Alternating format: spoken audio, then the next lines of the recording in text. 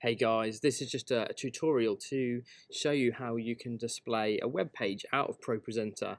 And in our example today, we're going to be pretending we are doing a Kahoot quiz out of ProPresenter, which is through a website. So we're just going to show you how that works, how we set it up, and how it can be really easy. So you'll notice up here now we have an option in the toolbar called Web.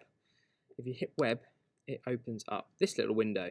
So it's almost like a mini web browser. So at the top here you can see you can put a web address. So we can pop in google.co.uk and it functions just like a website, ever slightly slower because it's just trying to process it. So if you click in there, type in Kerith Church, enter, you'll see it works exactly the same. And then what you can do is you can display this web page on your output.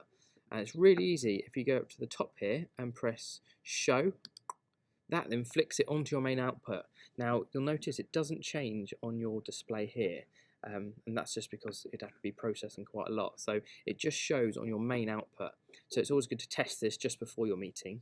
But that shows it. It works much like the messaging system, and that will now stay there until you close it down.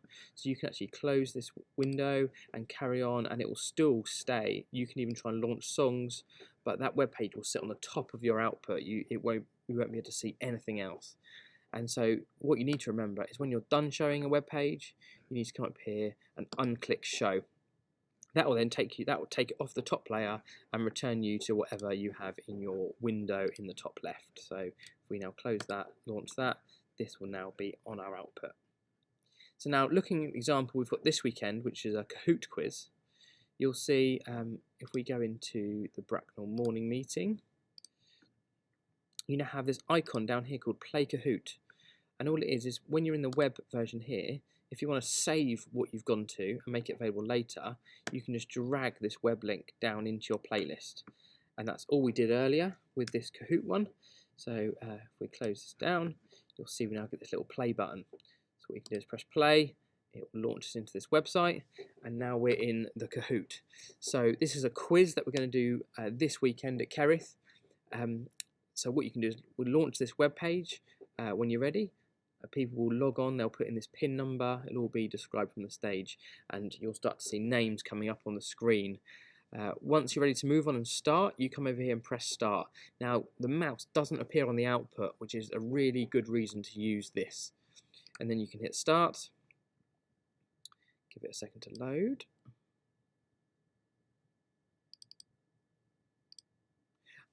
It won't go any further until we have a player join. So I'm just going to get my phone and become a player. Just bear with me 1 second.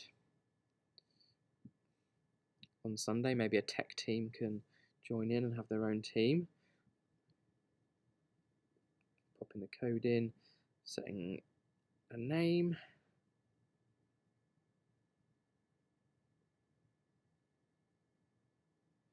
There we go, Kerith Production. It wouldn't let me put the N in as well.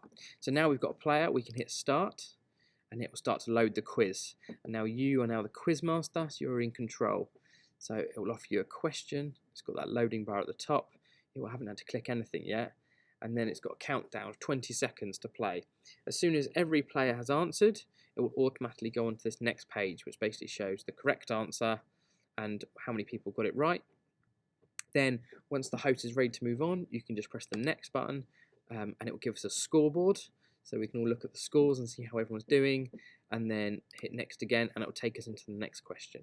And you follow this, repeat it for the 10 questions there are, and then at the end there's just a scoreboard and a winner's page.